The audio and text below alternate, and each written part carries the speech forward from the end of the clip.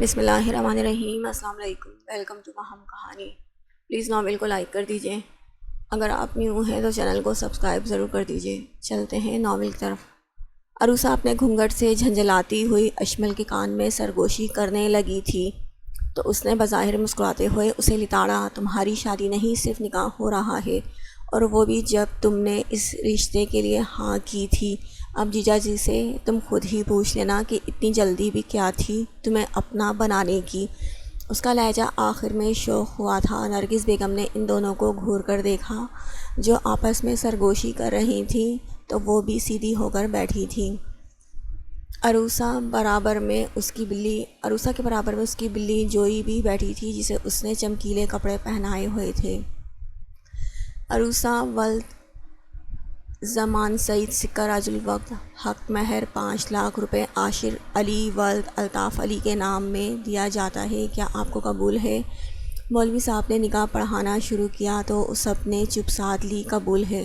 اس کے آنسو ایک ایک کر کے دوپٹے میں جذب ہو رہے تھے۔ اپنی لاڈلی اور شرارتی بیٹی کا نکاح ہوتے دیکھ نرگس بیگم کی بھی آنکھیں نم ہوئی تھیں۔ بیٹیاں بالکل پھول جیسی ہوتی ہیں جو کھلتی تو کسی کے آنگن میں ہیں پر پھر کسی اور کا آنگن مہکاتی ہیں۔ اس نے مولوی صاحب کے دوبارہ پوچھنے پر اشمل کا ہاتھ پکڑ کر پھر سے قبول ہے کہا، اور تیسری بار بھی مولوی صاحب کے پوچھنے پر اس نے قبول ہے کہا تو وہ برابر میں بیٹھے عاشر سے اس کی رضامندی جاننے لگے۔ اس نے تینوں بار اپنے رب کا شکر ادا کرتے ہوئے قبول ہے کہا تو سب نے دعا کے لیے ہاتھ اٹھائے تھے۔ آج اس نے محبت کو پاک کر لیا تھا تو وہ کیوں نہ سرشار ہوتا۔ اس نے آگے بڑھتے ہوئے پردہ ہٹایا اور اپنے سامنے بیٹھی عروسہ کو دیکھا۔ ماشاءاللہ، وہ بے ساختہ بول اٹھا تھا۔ وہ مبہوت سا اسے تکنے لگا تھا۔ اس نے ایک سے ایک حسین چہرے دیکھے تھے مگر نہ جانے اس لڑکی میں کیا بات تھی جو اسے دیکھنے کے بعد اس کا دل ضد پر اتر آیا تھا۔ اس نے ہمیشہ اسے نظریں اٹھا کر آنکھوں میں آنکھیں ڈالے بات کرتے دیکھا تھا، مگر آج اس کی جھکی ہوئی آنکھیں اور حیا کے رنگوں سے سجا چہرہ اسے مجبور کر رہا تھا کہ وہ ابھی رخصتی کروا لے۔ تمہاری ہی دلہن ہے بیٹا، بعد میں دیکھ لینا، ابھی کیوں بچی کو پریشان کر رہے ہو؟ اس کی ماں نے دل ہی دل میں اس کی نظر اتارتے ہوئے کہا، مگر وہ تو سب سے بے بہرا اس حسن کی مورت کو تکتا جا رہا تھا، دل تھا کہ سیراب ہو کر نہیں دے رہا تھا۔ اس کی آنکھیں پلک تک جھپکنے سے انکاری تھیں کہ کہیں یہ کوئی خواب نہ بن جائے۔ عروسہ لب دباتی سانس روکے بیٹھی تھی۔ وہ جتنی بھی بہادر سہی مگر مقابل کی گہری چمکتی آنکھوں کا سامنا کرنے کی سکت اس میں نہ تھی۔ اس کا نازک دل پنجرے میں بند پنچھی کی طرح پھڑ پھڑا رہا تھا جیسے ابھی باہر آ جائے گا۔ عاشر سے کوئی گستاخی سب کے سامنے سرزد ہوتی اس سے پہلے ہی جوئی میاؤں میاؤں کہتی عروسہ کی گود میں چڑھ کر بیٹھ گئی تو دھیمی مسکراہٹ سب کے لبوں پر پھیلی تھی۔ عاشر اس کے گھونگھٹ واپس پلٹتا اپنے دل پر جبر کرتے پیچھے ہٹ کر بیٹھا تو عروسہ جو اس کے سامنے سانس روکے بیٹھی تھی اس نے اپنی اتھل پتھل سانسوں کو آزادی بخشی تھی۔ دھیرے دھیرے کرتے سب کھانا کھانے کے لیے چلے گئے تھے جبکہ عاشر جس نے عروسہ سے لمبی ملاقات کا سوچا تھا وہ بھی دل مسوس کر رہ گیا تھا۔ عروسہ کو بھی اشمل اس کے کمرے میں لے جا چکی تھی۔ امی کیا ابھی رخصتی نہیں ہو سکتی؟ پلیز آپ بات تو کر کے دیکھیں، وہ بےتابی سے گویا ہوا تو فاخرہ بیگم نے ایک دھپ اس کی کمر پر رسید کی۔ میں نے پہلے ہی بتا دیا تھا بیٹا جی کہ ابھی لڑکی چھوٹی ہے اور پڑھ رہی ہے، اس کے والدین نکاح کے لیے بھی بڑی مشکل سے مانے ہیں، ورنہ وہ پہلے اپنی بڑی بیٹی کے فرض سے سبکدوش ہونا چاہ رہے تھے۔ یہ تو تمہاری ضد اور جلد بازی کی وجہ سے میں نے انہیں منا لیا، اسی لیے رخصتی کا خیال ابھی دماغ میں نہ لانا۔ انہوں نے وضاحت دی تو عاشر منہ بسور کر رہ گیا تھا۔ نکاح ہوا ہے میرا اس سے، ابھی چاہوں تو رخصتی کروا کے لے جاؤں تو کون روک لے گا مجھے؟ شرعی بیوی ہے میری، اس پر پہلا حق میرا ہے، وہ پرجوش سا بولتا فاخرہ بیگم کے غصے کو ہوا دے گیا تھا۔ اس سے پہلے تمہاری شرعی بیوی کو تمہارے نادر خیالات بتاؤں اور اپنی چپل سے سب کے سامنے تمہاری چترول کروں، چپ کر کے میرے ساتھ کھانا کھانے چلو۔ انہوں نے اپنی چپل کی طرف اشارہ کرتے ہوئے کہا تو وہ اپنی عزت کا خیال کرتا سٹ پٹا کر زمان صاحب کے پاس بھاگا تھا، کیونکہ اگر اس کی ماں کو غصہ آ جاتا تو وہ چپل اٹھانے سے گریز بھی نہیں کرتی اور وہ اپنے نئے سسرال کے سامنے اپنی عزت کا فالودہ ہرگز نہیں چاہتا تھا۔ آقا جان یہ سب کیا ہو رہا ہے؟ پوری حویلی میں میری شادی کا شور مچا ہوا ہے اور مجھے ہی نہیں پتہ۔ آپ کو پتہ ہے کہ میری طرف سے صاف انکار ہے، پھر بھی آپ میری بات کو خاطر میں نہیں لائے۔ وہ سارے لحاظ بھول کر بنا اجازت کے دھڑلے سے دروازہ کھولتا اسٹڈی روم میں آ کر دھاڑا تھا، جبکہ بختیار خان نے سخت نظروں سے اسے گھورا اور قہوے کا کپ ایک طرف رکھا۔ میں نے بھی تمہیں بتا دیا تھا کہ میرا فیصلہ ہی آخری فیصلہ ہوتا ہے، تمہیں پریشے سے لازمی شادی کرنی پڑے گی، ورنہ ولی اگر ضدی تھا تو وہ بھی اس کے باپ تھے جن کی بات پتھر پر لکیر کی مانند ہوتی تھی۔ ورنہ کیا کر لیں گے آپ؟ اگر اتنی ہی عزیز ہے اپنی بھتیجی آپ کو تو زہیب لالا سے کر دیں اس کی شادی۔ اسے آخری دفعہ ہوئی پریشے سے جھڑپ یاد آئی تو وہ سب بھولتا زہیب کا نام لے بیٹھا، جبکہ وہ جانتا تھا پریشے کے لیے زہیب صرف اس کا لالا تھا اور وہ اپنے لالا کی پری گڑیا۔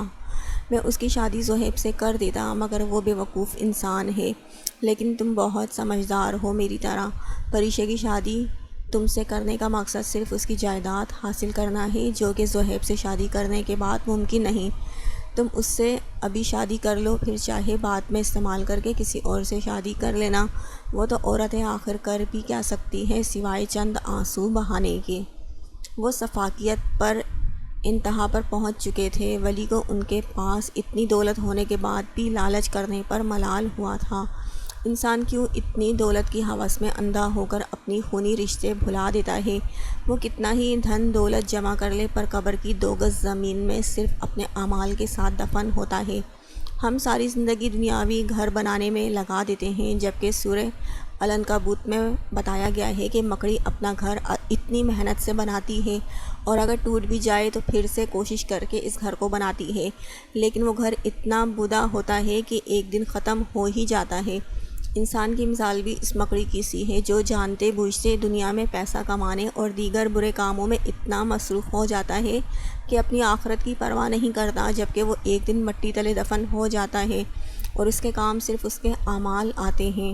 ولی تعصب سے اپنے سامنے بیٹھے باپ کو حیرت کی زیادتی سے گنگ دیکھ رہا تھا، جنہیں اپنی بھتیجی سے زیادہ اس کے نام ہوئی جائیداد سے قرض تھا۔ اگر تم نے اس سے شادی نہیں کی تو میں تمہیں جائیداد سے آگ کر دوں گا ولی۔ انہوں نے اپنی بات کا اثر اس پر نہ پڑتا دیکھا تو اب کی بار دھمکی آمیز لہجہ اپناتے ہوئے بولے، اپنے پاس رکھیں اپنی جائیداد، کیونکہ میں ہرگز اس لڑکی سے شادی نہیں کروں گا۔ وہ ان کی بات خاطر میں نہ لاتا ہوا حتمی انداز میں بولا اور پلٹ کر جانے لگا تھا۔ اگر تم نے پریشے سے شادی نہیں کی تو میں تمہاری ماں کو طلاق دے کر گھر سے نکال دوں گا۔ اب کی بار دی ہوئی دھمکی پر اس کے بڑھتے قدم ٹھٹک کر رکے تھے۔ بختیار خان کے چہرے پر شیطانی مسکراہٹ بکھری تھی۔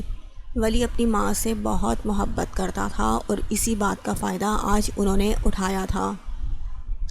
اپنی ماں کو تو وہ اس عمر میں طلاق کا روگ نہیں دینا چاہتا تھا۔ ولی کے قدم جو ان کی بات سے رکے تھے وہ لمبے لمبے ڈگ بھرتا خطرناک تاثرات لیے بغیر ان کی طرف مڑے چلا گیا تھا۔ انہیں یقین تھا کہ اب تو وہ ضرور مان جائے گا، کیونکہ یہ بات اب اس کی ماں کی تھی۔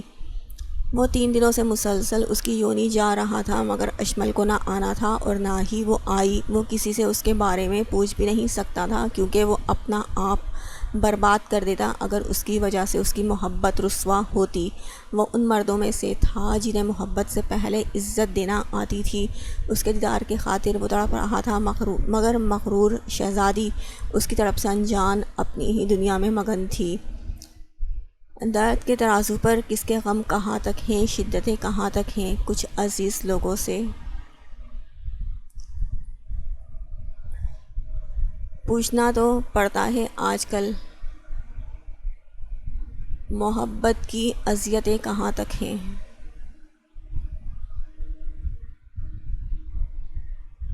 اس کی نگاہوں میں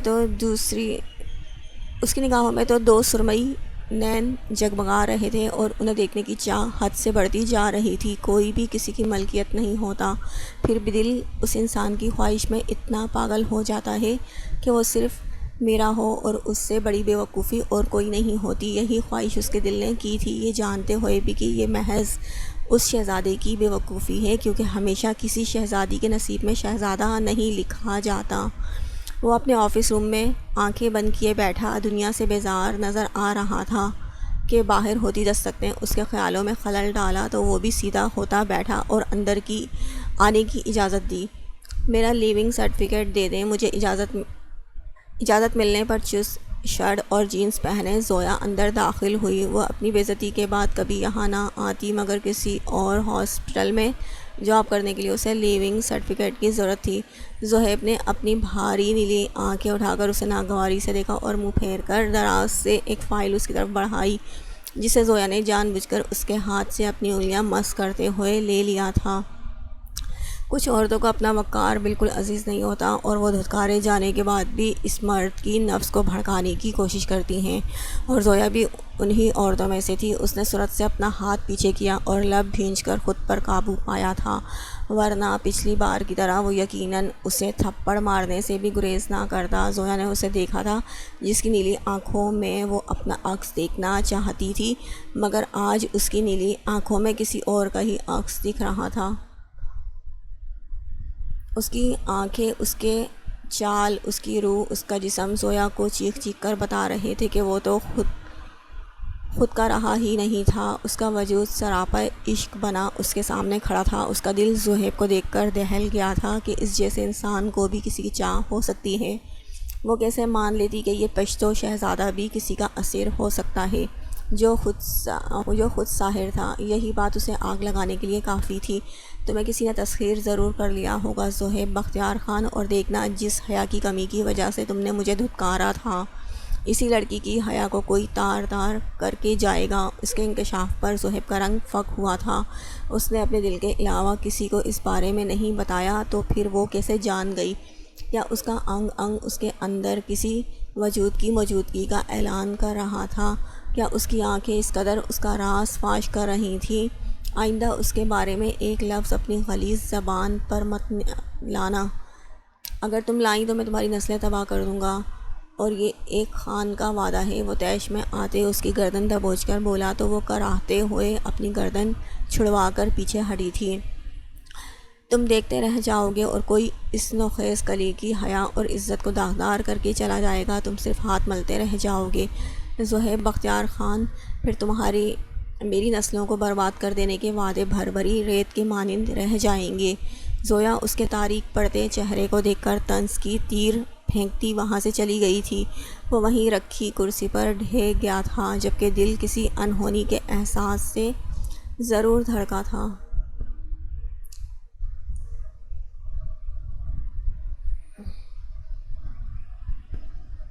اشمل کچھ گھر کا سامان لینے نرگس بیگم کے ساتھ مشہور سپر مارکیٹ آئی تھی۔ وہ ابھی شیلف سے کھانے پینے کا سامان اٹھا کر باسکٹ میں رکھ ہی رہی تھی، جبکہ نرگس بیگم کچھ دور کھڑی شیلف میں رکھے برتنوں کا جائزہ لے رہی تھی۔ وہ سامنے سے آتے زہیب کو دیکھ کر سٹ پٹاتے ہوئے رخ بدل کر کھڑی ہو گئی تھی، جبکہ زہیب نے اسے رخ موڑنے پر دیکھ لیا تھا، اسی لیے قدم بڑھاتا اس تک آیا تھا۔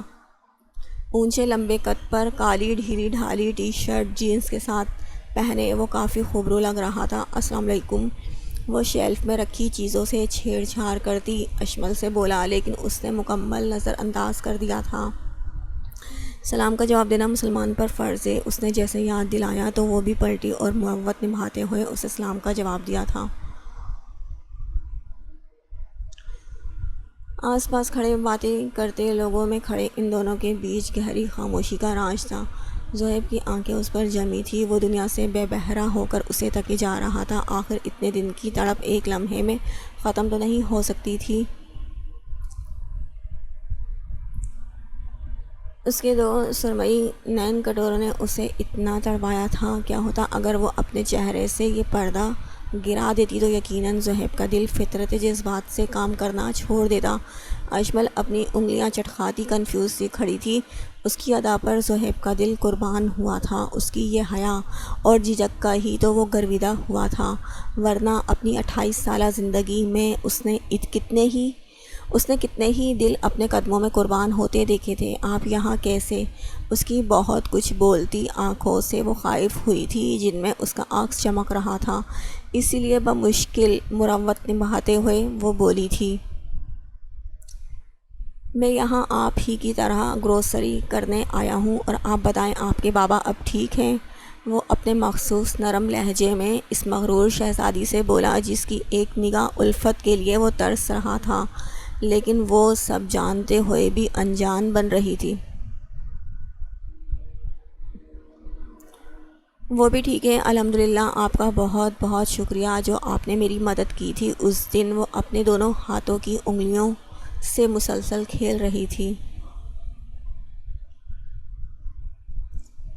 شکریہ اس رب کا ادا کریں جس نے مجھے آپ کی مدد کرنے کا موقع دیا۔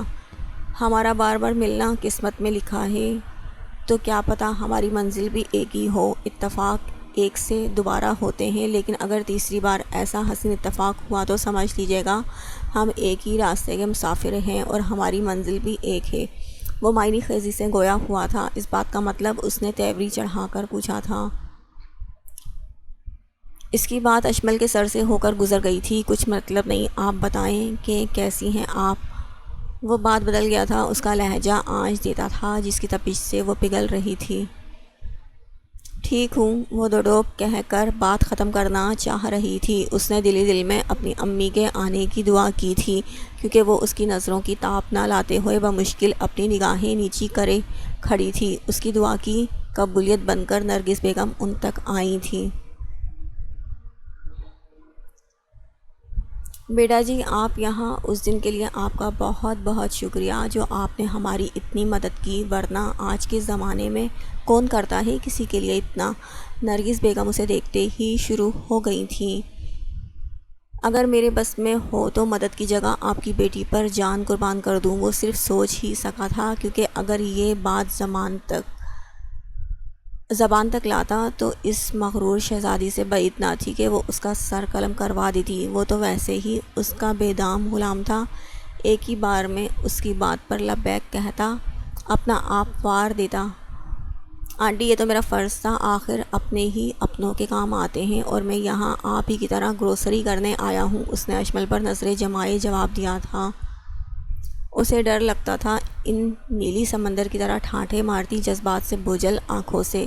وہ ڈوبنا نہیں چاہتی تھی، وہ ان کی گہرائی میں اترنا نہیں چاہتی تھی، کیونکہ اس کے نزدیک ان آنکھوں سے زیادہ اپنے باپ کا مان عزیز تھا۔ اسی لیے اس نے پھر سے اپنی نظریں جھکا لی تھیں کہ کہیں وہ شہزادہ اس کا غرور پاش پاش کر کے اپنی آنکھوں کے ذریعے اس کے دل میں نہ اتر جائے۔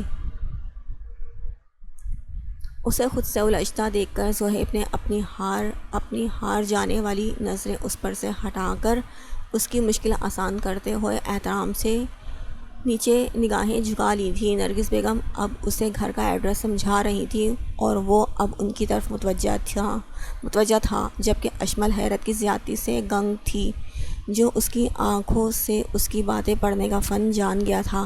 رات کے پہر وہ اپنے کمرے میں پرسکون نیند سو رہی تھی، گلابی کاٹن کا سادہ سوٹ پہنے، کالی آنکھوں پر لمبی پلکیں گرائے، سیاہ آبشار جیسے سلکی لمبے بالوں کو تکیے پر کھلا چھوڑے، اپنے نوخیز حسن کو بلینکٹ سے ڈھانپ کر تکیے پر لیٹی کوئی بھولی بھٹکی پری لگ رہی تھی۔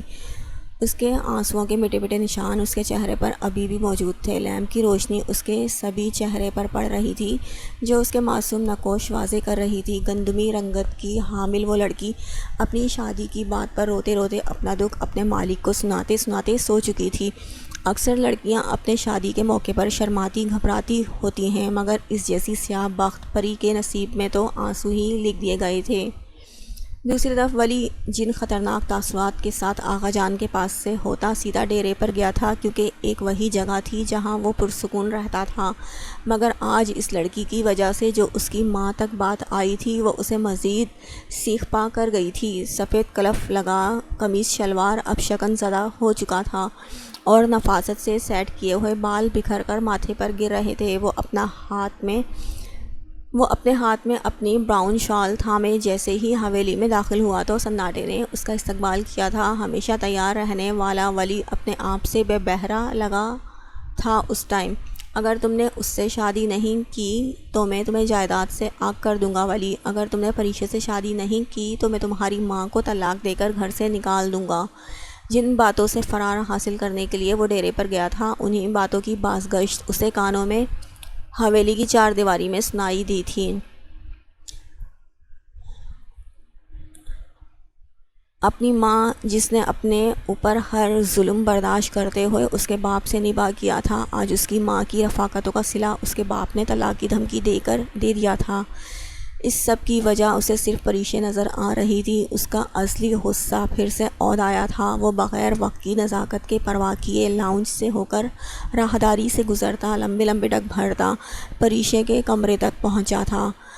ان کے ہاتھوں کسی غیر مرد کا عورت کا دیکھنے پر اس کو قتل کر دیا جاتا تھا، اور وہ اپنی روایت کو بھلائے اس وقت پریشے کے کمرے کے باہر موجود تھا۔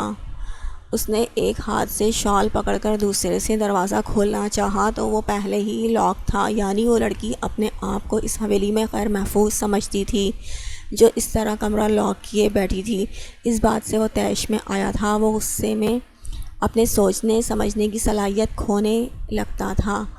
وہ لاک چھوڑ کر پلٹا اور کچن سے ڈپلیکیٹ چابی لا کر دروازہ کھولنے لگا۔ پورے کمرے میں وائٹ اور پنک پینٹ ہوا تھا، جبکہ فرنیچر بھی اسی رنگ کا تھا۔ یہ سب زہیب کی پسند کا تھا۔ کمرے کے وسط میں گول بیڈ تھا جس کے چاروں طرف سفید جالی لگی ہوئی تھی، جس پر وہ پری میٹھی نیند سو رہی تھی۔ بیڈ سے تھوڑا دور 2 صوفے اور ایک میز رکھی تھی۔ اندھیرے میں ڈوبے کمرے میں صرف لیمپ کی روشنی جلتی ماحول کو خوابناک بنا رہی تھی۔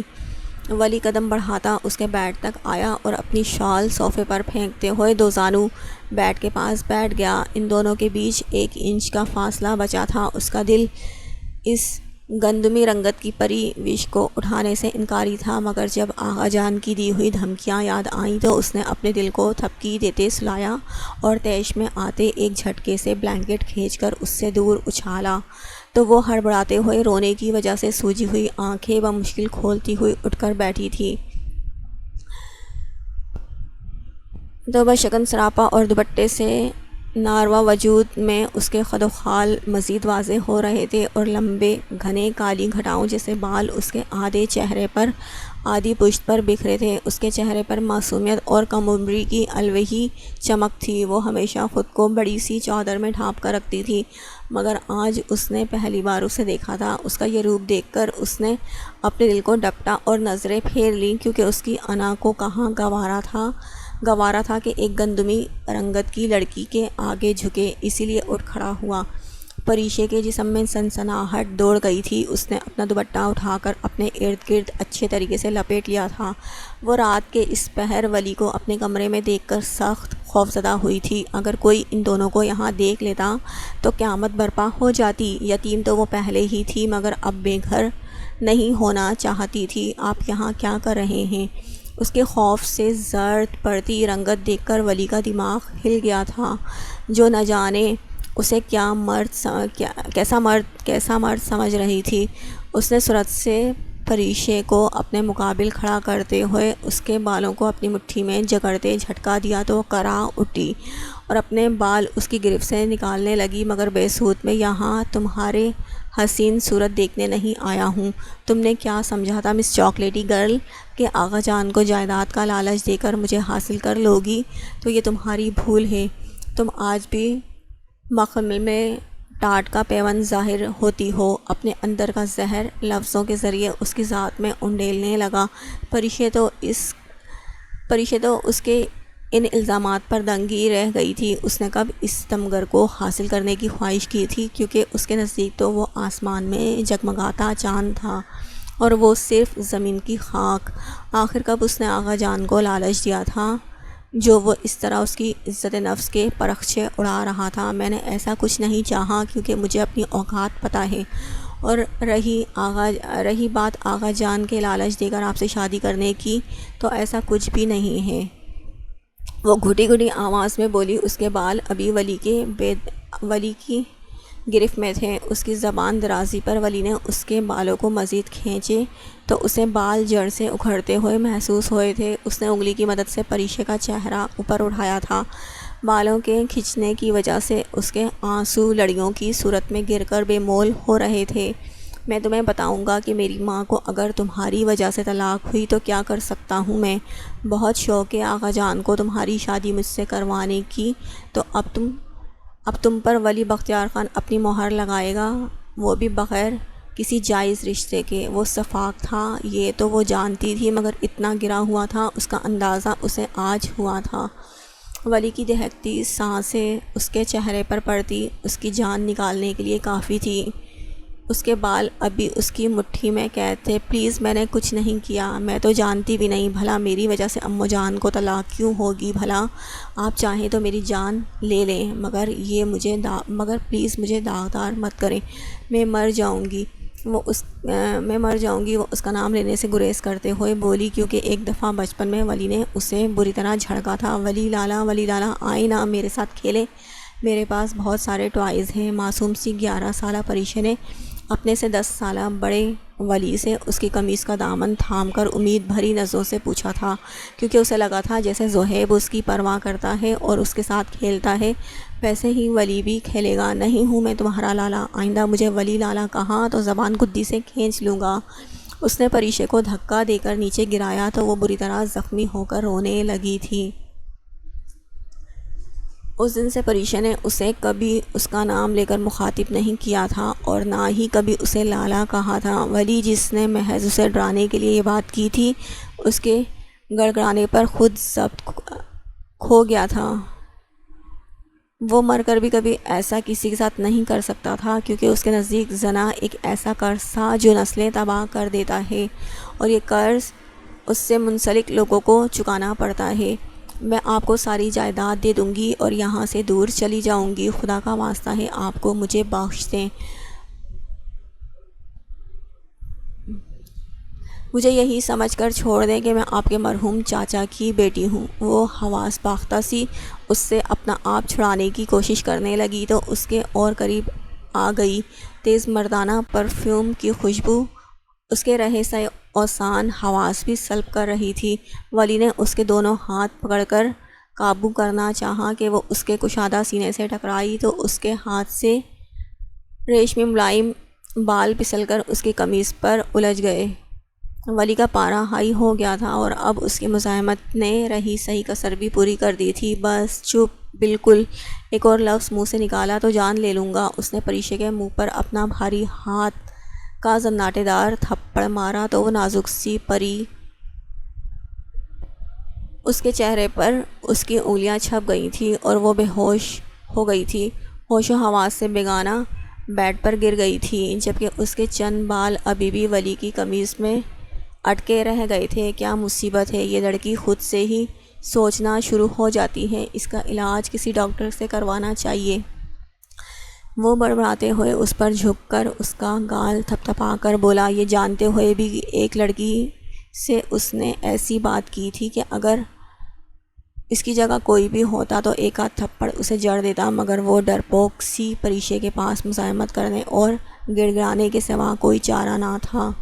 وہ مکمل اس پر جھکا اس کا جائزہ لے رہا تھا، جس کا دوپٹہ اس کی بے ہوشی کی وجہ سے وہیں بیڈ پر گر گیا تھا اور پھولے پھولے گالوں پر تھپڑ کا نشان پوری آب و تاب سے چمک رہا تھا۔ اسے ایک پل کو ملال نے آن گھیرا تھا۔ وہ اس سے دور ہٹ کر پانی کا جگ سائڈ ٹیبل سے اٹھانے ہی والا تھا کہ کوئی دروازے سے سیدھا اندر داخل ہوا تھا۔ سامنے کا منظر ان پر قہر بن کر برسا تھا، جہاں پریشا بیڈ پر بے سود پڑی تھی اور ولی اس پر مکمل قابض ہوا تھا۔ وہ تو منظر آغا جان کے خاص ملازم کی اطلاع پر پریشا کے کمرے میں آئی تھی، مگر سامنے کا منظر ناقابل قبول تھا۔ انہوں نے اپنے بیٹے کی ایسی تربیت تو نہ کی تھی۔ اماں جان تیزی سے آگے بڑھیں اور نحیف ہاتھوں سے ولی کو دور دھکیل کر پریشا کا جائزہ لینے لگی، جس کے بے ہوش وجود پر بال بکھرے ہوئے تھے، سوجی آنکھیں اور گال پر بڑی بڑی انگلیوں کے نشان، اور دوپٹہ جو ہر وقت سر پر لیے رہتی تھی اب اس سے کچھ دور اپنی ناقدری پر رو رہا تھا۔ یہ سب اس پر ہوئے ظلم کا گواہ تھا۔ بختیار خان کے چہرے پر شیطانی مسکراہٹ نے احاطہ کیا تھا۔ وہ اپنے بیٹے کی جلد باز طبیعت سے واقف تھے۔ انہوں نے ہی اپنے خاص ملازم کو ولی کی نگرانی پر لگایا تھا، مگر جیسے ہی اس ملازم نے رات کے آدھے پہر انہیں ولی کے پریشا کے کمرے میں جانے کا بتایا تو ان کے دماغ میں ان کا دماغ نیا جال بننے لگا جس پر ولی مکمل قید ہو چکا تھا۔ اس کے جذبات میں اٹھائے جانے والے قدم نے ان کا کام آسان کر دیا تھا۔ ولی فقط چہرہ لیے کبھی پریشے پر جھکی اپنی ماں کو دیکھنے لگا تو کبھی اپنے باپ کو جو دروازے کی چوکھٹ پر کھڑے تھے۔ تم نے ذرا خیال نہ کیا؟ وہ میرے مرحوم بھائی کی بیٹی ہے، اس کی عزت پر نقاب لگانے کے در پہ آ گئے۔ آخر کہاں کمی رہ گئی تھی ہماری تربیت میں؟ جو تم نے یہ دن دکھایا وہ اپنے پلان کے مطابق آگے بڑھے اور ولی کو گریبان سے تھام کر جلالی انداز میں دھاڑے۔ میں نے کچھ نہیں کیا آغا جان، یہ خود ہی بے ہوش ہوئی ہے، میرا کوئی قصور نہیں ہے۔ وہ بے بس سا ایک نظر بے ہوش پری پر نظر ڈالتا ہوا بولا تو اماں جان اس کے مقابل آئیں۔ تم نے کچھ نہیں کیا، اس کے چہرے پر تمہارے تھپڑ کے نشان صاف دکھ رہے ہیں، اور یہ پری کا بے ہوش وجود، تم اتنے ظالم کیسے ہو سکتے ہو ولی؟ میں نے بھائی صاحب کے جانے کے بعد اسے بیٹی بنا کر رکھا تھا، مجھے نہیں پتا تھا کہ تم جیسا درندہ اس معصوم کا یہ حال کرے گا۔ مجھے معلوم ہوتا تو میں اسے لے کر کہیں اور چلی جاتی۔ وہ بے قصور ہوتے ہوئے بھی سر جھکائے کھڑا تھا، اور جس کی وجہ سے وہ مجرم ٹھہرا تھا وہ گہری نیند میں دنیا سے نالا بیڈ پر لیٹی تھی۔ بختیار خان دل میں خود کو داد دیے بنا نہ رہ سکے تھے، ان کے بیٹے نے خود ہی ان کی مشکل آسان کر دی تھی۔ وہ افسردہ منہ بنائے یہ ڈرامہ ملاحظہ کر رہے تھے۔ اب کون کرے گا میری بھتیجی سے شادی؟ کون اسے اپنا نام دے گا؟ میں اپنے مرے ہوئے بھائی کو کیا منہ دکھاؤں گا؟ میرے اپنے بیٹے نے مجھے کہیں منہ دکھانے کے قابل نہیں چھوڑا۔ وہ ڈرامائی انداز میں اپنے نادیدہ آنسو صاف کرتے ہوئے بولے تو ولی نے تعصب سے انہیں دیکھا تھا۔ میں نے کچھ نہیں کیا، پریشے خود ہی بے ہوش ہوئی تھی، اور رہی بات اسے نام دینے کی تو ہمارے ہی کسی ملازم سے اس کی شادی کر دیں، کیونکہ بقول آپ کے اس پر نقاب لگا چکا ہے۔ وہ اپنی صفائی میں بولنے کے ساتھ انہیں مفت مشورے سے بھی نوازنے لگا تو اماں جان کا دل دہلا تھا۔ ولی کرے گا پریشے سے شادی، ورنہ میں اس سے ساری زندگی کے لیے قطع تعلق کر لوں گی، اسے میرے جنازے میں بھی شرکت کرنے کی اجازت نہیں ہوگی۔ وہ جو خود اس بے جوڑ شادی کے خلاف تھی، آج حالات سے مجبور ہو کر یہ فیصلہ کر بیٹھی تھی۔ آغا جان نے بھی تائید میں سر ہلایا تھا۔ ٹھیک ہے، آپ کل صبح ہی نکاح کا انتظام کر لیں، سادگی سے میں پہنچ جاؤں گا۔ اگر کسی نے اس کی بے گناہی کا یقین نہیں کرنا تھا تو وہ کیوں انہیں وضاحت دیتا؟ البتہ اس کا ارادہ اس سارے فساد کی جڑ سے بھرپور انتقام لینے کا تھا، لیکن اپنی اس لاڈلی کو سمجھا لیجیے گا کہ اگر اس نے کوئی ہنگامہ کھڑا کیا تو میں اس کی جان لینے سے گریز نہیں کروں گا۔ وہ انگلی اٹھا کر تنبیہ کرتا مکان کی انداز میں پریشے کو دیکھ کر کمرے سے نکلتا چلا گیا۔ یقیناً اس کا ارادہ ڈیرے پر جانا تھا، جہاں ساری رات وہ جلدہ کلستا رہتا۔ مرد کا بھی کوئی وقار اور کردار ہوتا ہے، اور اس پر محض ایک غلط منظر پیش ہونے پر اس کی اپنی ماں نے بے اعتباری دکھائی تھی۔ کیا انہیں نہیں پتہ تھا اس نے عورت ذات کو عزت کے علاوہ کسی نظر سے نہیں دیکھا؟ کیا اماں جان کو اپنی تربیت پر شک تھا اور اپنے بیٹے سے زیادہ اس بے ہوش لڑکی پر یقین تھا؟ اس کے دل سے ہونک اٹھی تھی۔ اس کے جانے کے بعد اماں جان سر تھام کر صوفے پر بیٹھ گئی تھیں، جبکہ آغا جان مکمل ان سے ہمدردی ظاہر کرتے ہوئے انہیں ولید سے بدظن کر رہے تھے۔ تم نے بالکل ٹھیک کیا، اب رونے کا کوئی فائدہ نہیں ہے۔ میں نے اس بچی کی وجہ سے ہی ان دونوں کی شادی کا کہا تھا، مگر شاید یہ سب ایسے ہی ہونا لکھا تھا۔ یہ بات حویلی کی دیواروں سے باہر نہیں جانی چاہیے، ورنہ ہماری بہت بدنامی ہوگی۔ اب تم اٹھو اور جا کر پریشے کو دیکھو، اور باہر سے ڈاکٹر کو بلانے کے بجائے گھر میں ہی اس کا علاج کر لو، کیونکہ صبح اس کا نکاح ہے۔ انہوں نے پہلی بار ان کا کوئی فیصلہ مانا تھا، وہ بھی صرف اپنے مفاد کے لیے۔ اماں جان بھی دوپٹے سے آنسو صاف کرتی اٹھی اور پریشے پر جگ سے پانی کے چھینٹے ڈالنے لگی تھیں۔ آغا جان بھی اپنا پلان کامیاب ہوتے دیکھ کر کمرے سے نکلتے چلے گئے تھے۔ پریشے آنکھیں ملتی سامنے کا منظر دیکھنے کی کوشش کر رہی تھی۔ یہاں اماں جان اس کو ساتھ لگائے آنسو بہانے میں مصروف تھیں۔ لمبے لمبے سانس لیتے وہ اپنا بگڑا تنفس بحال کرنے لگی۔ آہستہ آہستہ اسے ولی کا آنا اور اس کی باتیں یاد آنے لگی تو ارد گرد خوف سے جائزہ لینے لگی اور زبان تالو سے چپک گئی۔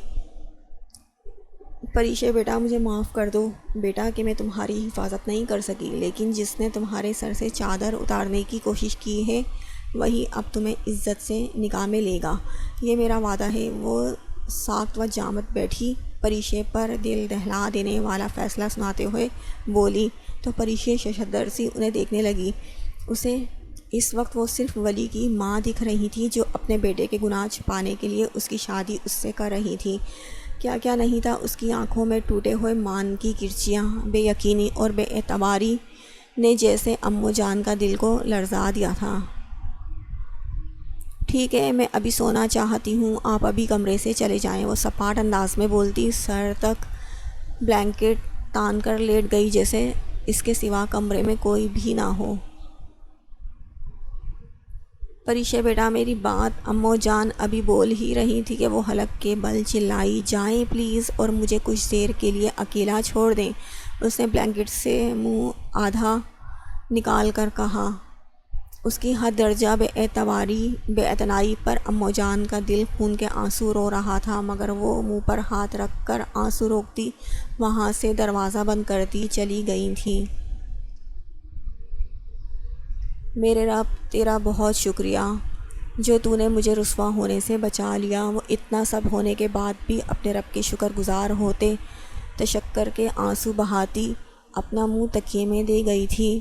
اللہ مجھے صبر دے دے میرے مالک، صبر کرنے سے صبر آ جانے تک کا سفر نہایت تکلیف دہ ہوتا ہے۔ میں اب تھکنے لگی ہوں، اس صبر کے سفر میں میرے پاؤں لہولہان ہو گئے ہیں۔ وہ سسکیاں بھرتی رو رہی تھی کہ نیند اس پر جلد ہی مہربان ہو گئی اور وہ آنے والے مشکل وقت کو بھلا کر نیند کی آغوش میں چلی گئی تھی۔